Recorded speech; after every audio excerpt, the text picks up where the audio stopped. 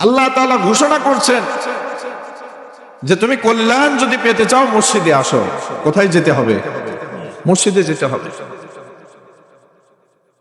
কিন্তু আমরা সে সময় ঘুমিয়ে থাকি, কথা ঠিক কিনা? ওই সময় হচ্ছে আরামের ঘুম। তার কারণ ওই সময় শয়তান আমাদেরকে কুমন্ত্রণা দেয়, গায়ে সুড়সুড়ি দিয়ে ঘুম পাড়ায় দেয় যে উঠিস না, কেবলই উষুম হয়েছে, হয়েছে, ওঠার দরকার নাই, এখন ঘুমা। কিন্তু আল্লাহ যাকে ভালোবাসেন, যাকে পছন্দ করেন, তাকে ফেরেশতার মাধ্যমে থাপড়াইয়া গার ধাক্কা দিয়ে ঠান্ডা পানি দিয়ে ওযু করে নিয়ে জাহান্নাম থেকে মুক্তি দেওয়ার জন্য তাকে মসজিদ পর্যন্ত নিয়ে যান। কথা বলেন ঠিক কিনা?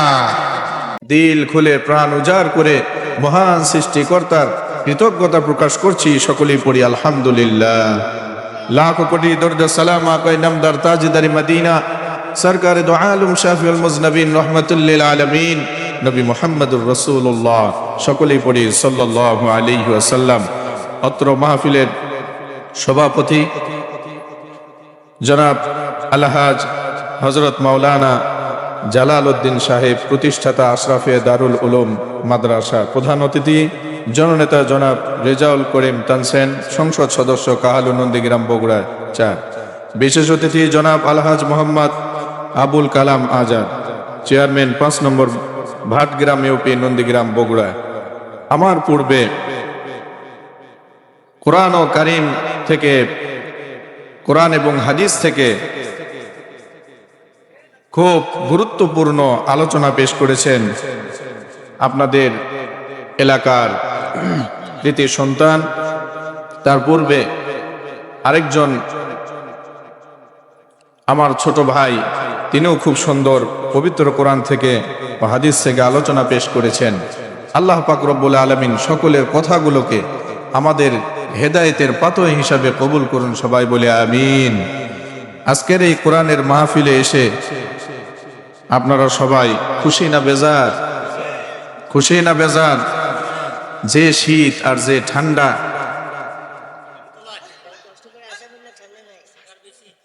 যে ঠান্ডা, এর মধ্যে যে আপনারা আসছেন কোরআনের ভালোবাসায়, আল্লাহ পাক রব্বুল আলামিন আপনাদেরকে কবুল করেছেন, এজন্যই আসতে পেরেছেন। সবাই কিন্তু এখানে আসতে পারবে না।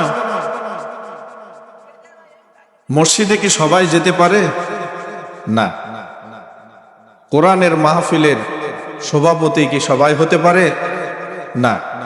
স্পেশালিস্ট, আল্লাহ যাকে কবুল করেন, মনোনীত করেন, সেই হতে পারে। গানের মঞ্চের সভাপতি তো অনেক আছে, আছে না নাই? নাট্য সিনেমার সভাপতি রয়েছে, খেলার সভাপতি অনেকেই হয়, অনেক গণ্যমান্য ব্যক্তি। কিন্তু কোরআনের মাহফিলের সভাপতি, অতিথি, এগুলো হওয়ার জন্য আল্লাহ পাক রব্বুল আলামিনের তৌফিক লাগে। কার সুযোগ লাগে? আল্লাহ তাআলার। তো এখানকার শ্রোতা হওয়ার জন্য আল্লাহ পাক সুবহানাহু ওয়া তাআলার তৌফিক দরকার। সবাই আসতে পারবে না। আল্লাহ পাক রব্বুল আলামিন যাকে ভালোবাসেন, পছন্দ করেন, ফেরেশতার মাধ্যমে ঘাড় ধরে, ঘাড় ধাক্কাইতে ধাক্কাইতে নিয়ে এসে বসাই দেন। বলি সুবহানাল্লাহ। মসজিদে আজান হয়, মসজিদে কি সবাই যেতে পারে? নামাজে কি সবাই উপস্থিত হতে পারে? না। মসজিদে সবাই যেতে পারে না। ফজরের আজান হয়, ইমাম সাহেব, মুয়াজ্জিন সাহেব এলান করে দেন, হাইয়া আলাস সালাহ, হাইয়া আলাল ফালাহ, এসো নামাজের দিকে, এসো কল্যাণের দিকে। এই কল্যাণের দিকে আমরা কয়জন যাই? আল্লাহ তাআলা ঘোষণা করছেন যে তুমি কল্যাণ যদি পেতে চাও মসজিদে আসো। কোথায় যেতে হবে? মসজিদে যেতে হবে। কিন্তু আমরা সে সময় ঘুমিয়ে থাকি, কথা ঠিক কিনা? ওই সময় হচ্ছে আরামের ঘুম। তার কারণ ওই সময় শয়তান আমাদেরকে কুমন্ত্রণা দেয়, গায়ে সুড়সুড়ি দিয়ে ঘুম পাড়ায় দেয় যে উঠিস না, কেবলই উষুম হয়েছে, হয়েছে, ওঠার দরকার নাই, এখন ঘুমা। কিন্তু আল্লাহ যাকে ভালোবাসেন, যাকে পছন্দ করেন, তাকে ফেরেশতার মাধ্যমে থাপড়াইয়া গার ধাক্কা দিয়ে ঠান্ডা পানি দিয়ে ওযু করে নিয়ে জাহান্নাম থেকে মুক্তি দেওয়ার জন্য তাকে মসজিদ পর্যন্ত নিয়ে যান। কথা বলেন ঠিক কিনা? এই জন্য তৌফিক লাগে কার? আল্লাহ। সম্মানিত হাজরিন, গুরুত্বপূর্ণ আলোচনা হয়েছে এখানে। সম্মানিত আলিম ওলামা এখানে কথা বলেছেন, খুব গুরুত্বপূর্ণ আলোচনা করেছেন। আমাদের সবকিছুই উন্নত হচ্ছে, কিন্তু আমাদের ঈমান উন্নত হচ্ছে না। কথা বলেন ঠিক কিনা? সবকিছুই ডেভেলপ হচ্ছে, নতুন ভাবে সাজানো হচ্ছে, কিন্তু আমাদের আমলকে সাজানো হচ্ছে না। আমাদের আমলের কোনো উন্নতি নাই। কথা ঠিক কিনা? আমল যা ছিল তার চাইতে আরো দুর্বল হয়ে যাচ্ছে। মসজিদ, মাদ্রাসা, শাখা প্রশাখা অনেক বেশি হয়ে যাচ্ছে, কিন্তু আমলগুলো আমাদের কমে যাচ্ছে। তার কারণ আমরা আমাদের জীবনের লক্ষ্য, আমাদের জীবনের উদ্দেশ্য কি এটা ভুলে গিয়েছি। আপনি যদি আপনার টার্গেটকে আপনি ভুলে যান, আপনার ব্যবসায় কিন্তু আপনি লস খাবেন। আপনি যখন একটা 5,000 টাকা নিয়ে বা 1 লক্ষ টাকা নিয়ে একটা বিজনেস করতে লাগেন, একটা বিজনেসে বসে যান, আপনার একটা লক্ষ্য থাকে যে এই কয় টাকা বাকি দেওয়ার পরে আর বেশি বাকি দেওয়া যাবে না।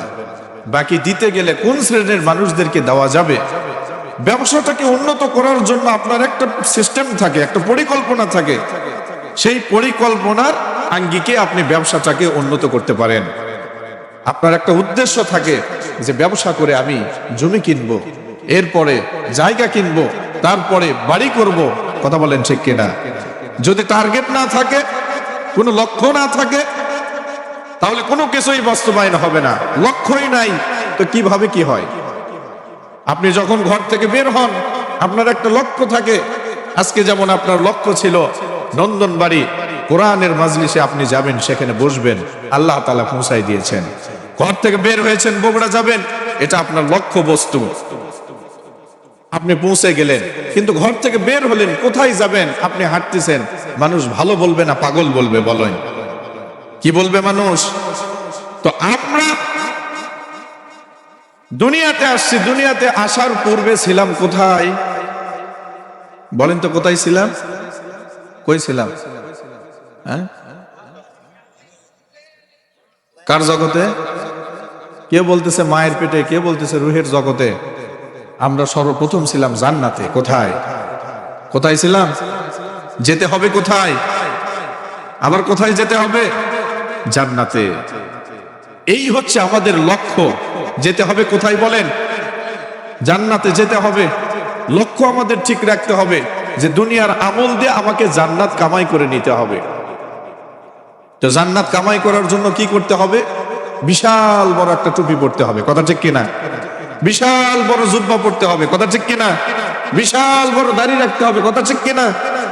হ্যাঁ না, আমাদের ঈমান ও আমলকে পরিষ্কার পরিচ্ছন্ন করতে হবে। কথা ঠিক কিনা? ঈমান ও আমল ঠিক হয়ে গেলে আমার টুপি, দাড়ি, আমার পোশাক পরিচ্ছদ এমনি এমনি সব ঠিক হয়ে যাবে। এজন্য সম্মানিত উপস্থিতি, আমাদের লক্ষ্য ঠিক রাখতে হবে। আমরা মুসলমান, আমাদের লক্ষ্য আমরা ভুলে গিয়েছি। কাফের, মুশরিক, বেদুইন যারা রয়েছে তাদের লক্ষ্য কেন্দ্রকে তারা ঠিক রেখেছে। এজন্য লক্ষ্যকে ঠিক রেখে তারা তাদের তীরগুলোকে ছাড়তেছে। আমাদের লক্ষ্য ঠিক নাই, এজন্য আমরা মুসলমান জাতি হিসাবে আমরা অধপতন হচ্ছি, পদদলিত হচ্ছি, আমাদের কোনো উন্নত হচ্ছে না। আমাদের লক্ষ্য ঠিক রাখতে হবে। আমরা ছিলাম জান্নাতে, আবারও যাব কোথায়? আওয়াজ দিয়ে বলি, যাব কোথায়?